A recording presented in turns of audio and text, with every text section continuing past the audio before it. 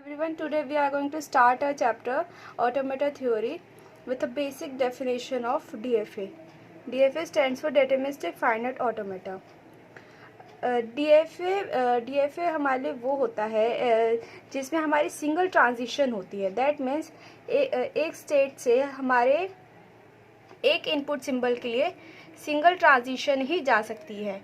अगर उस एक स्टेट से एक इनपुट सिंबल के लिए दो या दो से ज़्यादा ट्रांजिशंस जा रही हैं तो हमारा होता है NDFA, that is non deterministic finite automata. ठीक है. So a finite automata is said to be deterministic if corresponding to an input symbol there is a single resultant state. That means a finite automata को हम deterministic तब कहेंगे जब एक single input symbol के लिए there will be single resultant state. Okay, that is there is only one transition. Okay, so DFA को हम 5 tuples में define करते हैं. 5 tuples are this, where Q stands for a finite empty set of states and sigma stands for the finite set of input symbols. This is a transition function. Transition function is defined in this way, where Q stands for the finite set of states. That means if we are taking a transition from Q0 to Q1 using an input symbol A, then we can represent it using a transition function like this. Q0 is going to Q1 using a symbol A. So this is a transition function of a DFA. Q0 stands for the starting symbol and F stands for the finite state. So in DFA we define or we generate an automata machine by using mainly two states. It must have a starting state. Starting state वो होती है जो हमारे input symbol को ले रही है, और फाइनाइट स्टेट होती है जो हमारी एंडिंग वाली स्ट्रिंग को एक्सेप्ट कर रही है, और ये हमेशा एंडिंग में होती है. ठीक है. और जब भी हम DFA बनाते हैं तो उसके लिए हम एक लैंग्वेज ज़रूर डिफ़ाइन करते हैं. लैंग्वेज क्या होती है? उस मशीन से जितने भी पॉसिबल लैंग्वेजेस या स्ट्रिंग्स जनरेट हो सकती है वो हमारे लैंग्वेज के अंदर आती हैं. Okay, so let's take a basic example. Like there is a single state which is taking an input symbol A and is going to the final state QF. Final state पर हम double circle करते हैं जो हमारी final state को represent करती है, और इनिशियल स्टेट पे हम एक एरो बना देते हैं जो जिससे हमारी इनिशियल स्टेट रिप्रेजेंट होती है. ठीक है. So this is a simple example of DFA. सो अब हम एक और बेसिक एग्जांपल लेते हैं. Let's say using symbol A and B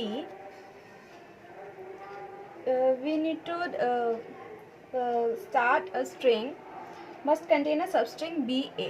that is इसके जो भी हम स्ट्रिंग जनरेट करेंगे उसके अंदर सबस्ट्रिंग BA ज़रूर होना चाहिए. सो पहले हम इसकी लैंग्वेज जनरेट करेंगे. लैंग्वेज सो एक स्मॉलेस्ट सब स्ट्रिंग जो कि इससे जनरेट हो सकती है यूजिंग जिसके अंदर BA होना ही चाहिए is itself a BA. Okay. अब इसके आगे या पीछे कितने भी अल्फ़ाबेट्स ऐड अप हो सकते हैं, इन्फिनाइट. ठीक है. सो A B A हो सकता है, B B A हो सकता है, या फिर B B B A, या फिर A A B A B B. So a number of strings can be accepted. So let's start with a input symbol. These are initial state, starting state, जो कि सबसे पहले हम DFA बनाते हैं small string के लिए. दैट इज़ हम सबसे पहले BA को एक्सेप्ट करवाएंगे. सबसे पहले Q0 B को लेगा और उसको नेक्स्ट स्टेट में पास ऑन कर देगा. देन एक A को लेगा और उसको नेक्स्ट स्टेट में पास ऑन कर देगा. सिंस BA हमारा एक्सेप्ट होना चाहिए था तो Q2 हमारा फाइनल होगा. ठीक है. सो हमने सबसे पहले BA को एक्सेप्ट करवा लिया. अब हमें देखना है कि अगर स्टार्टिंग में A आता तो क्या होता है. अगर स्टार्टिंग में A आता, A कितनी भी बार आए हमारी स्ट्रिंग में अगर B आ रहा है तो एक्सेप्ट होनी चाहिए, राइट. तो इससे पहले कितनी भी बार ए आए हमें फ़र्क नहीं पड़ता, इसलिए हम यहाँ पर सेल्फ लूप लगा देंगे ए के लिए, ठीक है। फिर इसने बी को एक्सेप्ट करवाया, देन ए आया, देन बी कितनी भी बार आए, लेकिन बी के साथ एक ए भी ज़रूर आना चाहिए। फिर उसके बाद चाहे ए आए या बी आए, हमारा एक्सेप्ट होगा। क्यों? क्योंकि यहाँ पर सबस्ट्रिंग हमें बी ए मिल गई, राइट। सो यहाँ पर भी हमारा इन्फिनाइट टाइम्स आ सकता है। अब एंडिंग में हमें ए और बी दोनों इनपुट के लिए लेने होंगे स्टेप्स। सो ए और बी कितनी बार हमें फ़र्क नहीं पड़ता, इसलिए हमने यहाँ पर भी सेल्फ लूप लगा दिया। ओके, से हमारे DFA है for accepting a substring BA।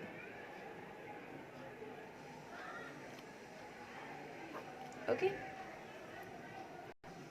अब हम एक और एग्जांपल लेते हैं। We need to design an DFA over a symbol a comma b in which every string start with a substring a b b। Okay, so पहले हम इसकी एक लैंग्वेज जनरेट करेंगे। सबसे स्मॉल स्ट्रिंग जो हमारी एक्सेप्ट हो सकती है वो है a b b, ठीक है। देन a b b के बाद ए बी बी स्टार्टिंग में आनी चाहिए, ये इसकी कंडीशन है। देन इसके बाद ए आए या बी आए, और कितनी भी बार आए हमें फ़र्क नहीं पड़ता, क्योंकि स्टार्टिंग में हमें ए बी बी मिल गया, ठीक है। अब हम इसकी क्या करेंगे, DFA डिज़ाइनिंग करेंगे। पहले हम एक इनिशियल स्टेट लेंगे जो इनपुट सिम्बल्स लेगी।